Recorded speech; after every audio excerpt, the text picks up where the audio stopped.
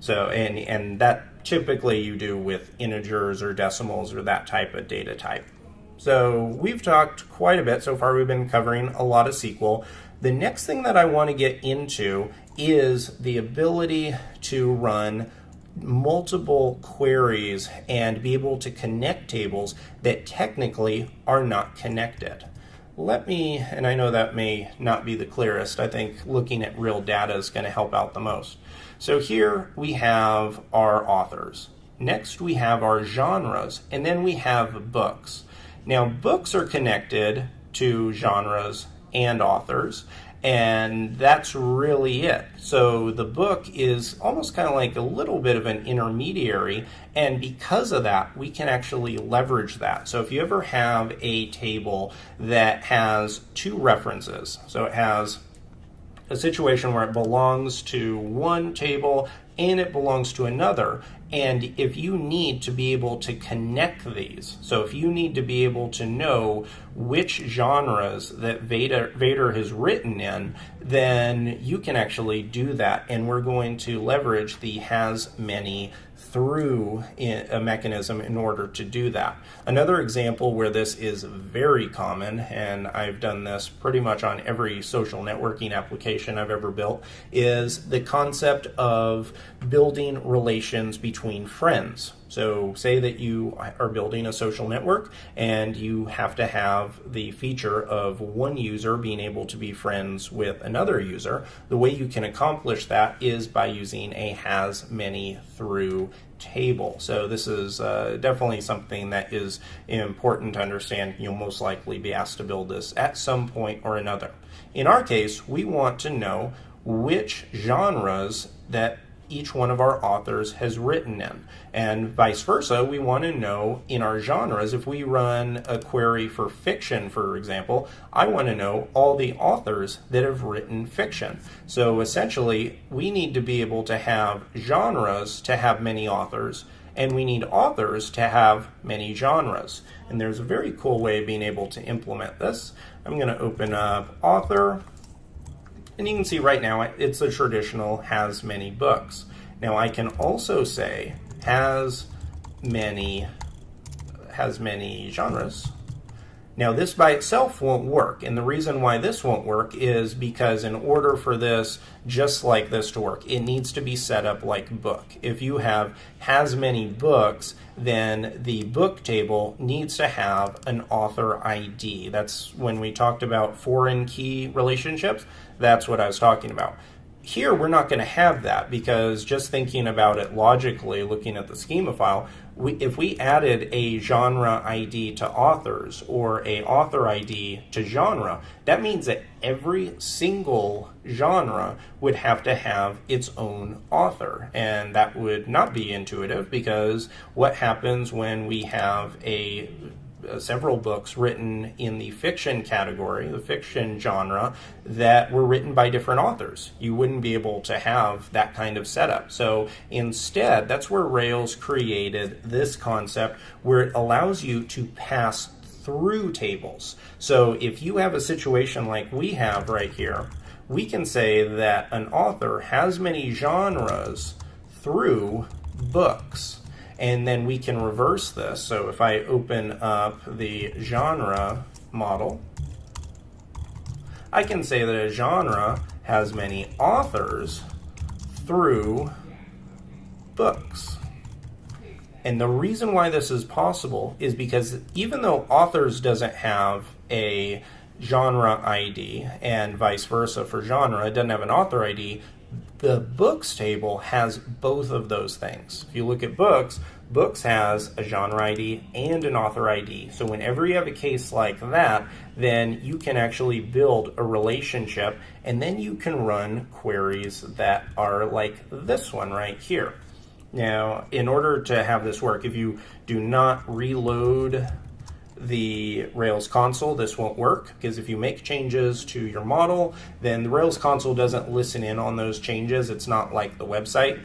We need to be able to hit reload with a bang, hit return, and what that'll do is it'll kind of refresh its concept of relationships and all that kind of thing. So if you don't do that, you will get an error when you do this. So now what I want to do is I want to find Vader, make sure I still have, there you go, I have his instance variable. Now, I know I can do Vader.books. We've already done that before. But now, what I want to do is Vader.genres. And look at that. Now it says that it is not working. So why isn't that working? Surprisingly, it's not because of something in our code. Instead, it's because of how we ran our query and the way that Ruby works with variables. It actually stored some knowledge inside of the Vader variable. So what we need to do now is just rerun that query so that it's not looking at old data. So if I go like this, I can go author.first, which I know is Vader. I can say author.first.genres, and now it works perfectly. And so I could even say that and say, just so I don't override the old variable, I can say Vader new or updated. It doesn't really matter. You can call it anything. In a real life application, this won't be a big deal because the Rails system would refresh itself. But I did want to point this out because it is something students have brought up as being a bug, and they thought something was the matter with their code when really it was just the way the Rails console works. So I'm going to say Vader equals, or Vader new equals author.first. Run that, and now I can say Vader underscore new dot genres, and that works. So that's pretty cool. So now what we can do is we have the ability to run these kind of queries where we don't have to worry about going specifically and only having the books shows genres. If we want to have, say, an author profile page, we can have that and have all of the author's genres, every category that the author writes in right there. And that's a very cool thing. And that's also something you're going to be asked to do a lot as a Rails developer. So make sure that being able to implement has many through becomes kind of an intuitive thing for you, because that will be something you'll get a lot of practice with.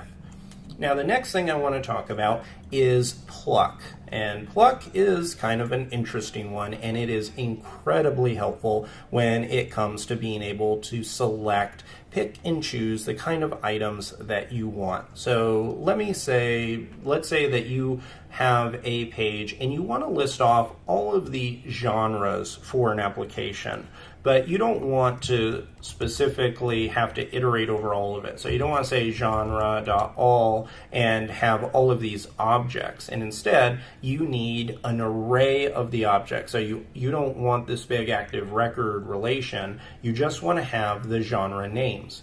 The way that you can do that is by saying genre.pluck, not pluck, then pass in as a symbol whatever attribute you want. So in this case, it's going to be name. And now if I hit return, you can see that this brings back an array of my names. So that's pretty cool. I can do the same thing with author. I can say author.pluck name. I can do book.title or pluck.title, pluck symbol title.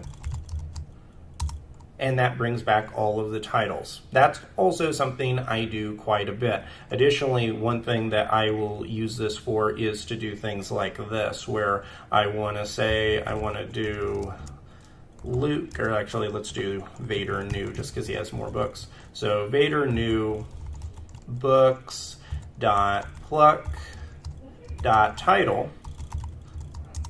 And you can see this brings back all of the books that Vader wrote without having to have the full set of objects. This is just kind of, you're not required to use pluck. However, you will find that it comes in very handy because it lets you be more isolated with your query. So anytime you need a very specific set of attribute values, pluck can be very handy.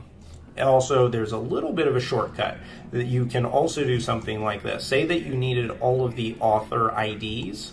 You can say author.IDs, and it will bring back all of the IDs. And that looks like pluck. So one of the things you may think is possible is to say something like author.names. That will not work though. So it does not dynamically create methods. If you want to do that, you just have to say author.pluck name, and then it will work.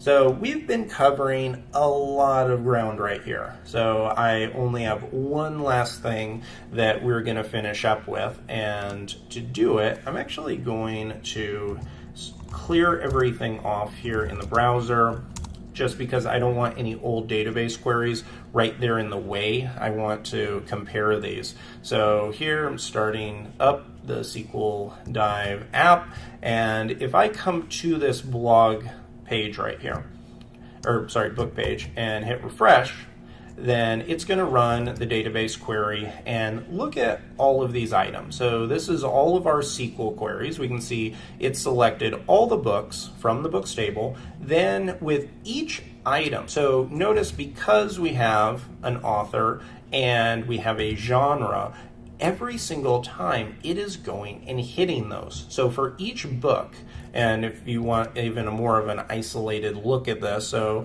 if you go to the index page where we were, what's happening here is every time that it's iterating through, so with each iteration here, it's going and it's running a subquery, and it's going and looking at the author, and then it's looking at the genre. And that's the reason why we have all of these calls. We have 1, 2, 3, 4. So we have 4 subqueries, 8 total queries right there. And that's only for 4 records, which is quite a bit because each one of these takes a little bit of time. It's not a lot of time. You know, you can see it's half of a millisecond. That's not crazy. But what happens if you have 1,000? Or what happens if you're running processes on the data as it gets back? This can be really slow eventually. So this is considered a bad practice to do something like in a controller, especially one that has relationships, to run something like book.all. You will rarely ever see this in a professional Rails application. Instead, what we're going to do is use the includes method. So what includes is going to do is it's going to wrap up all of our database queries into a single one. So instead of making all these little queries that total up to be a very long time, it's going to run just one query, and then it's going to store all of that data inside of our variable, and then we can use it however we want. You wouldn't do this for a small set of data, but this comes in very handy when you start working with larger amounts of data. So if I do book.includes, I can go pull in the author and the genre. And this is going to do the same exact thing from a result standpoint. This is the same as saying book.all in terms of what we're going to see. And I'll prove it here, coming to the browser. If I hit refresh, nothing changes. But now let's go look at the console. Look at this. This was our first time. So when we did the book.all, this was our set of queries. We had 8 queries here plus the main one. Now look what it is. 8 went down to 3. And if this was 1,000, guess what? This would still be 3. And that's what's so cool about the includes method is it helps you to be a lot smarter and more efficient with your database queries. So instead of going and hitting the database over and over and over again, instead it allows you to say, I want all the data because I'm going to use all of it. And I want you to bring it all back, and then I'm going to store it in a variable so I can use it however I need on that page. So there is, if you also notice, there was no code change except in the controller. That's one of the cool things about the model view controller architecture is we made no changes here on the index page. We were able to use the same variable, we were able to call the same methods on it, everything like that. The only difference was that we made one change here and made our entire query more efficient. So great job if you went through that. We covered a ton of ground. Definitely recommend for you to cycle through and go through this deep dive a few times, because if you've never used some of these methods before, then it takes a little bit of practice and a little bit of repetition, but great job. You're going to be able to have much cleaner queries from now on by being able to implement these kind of processes.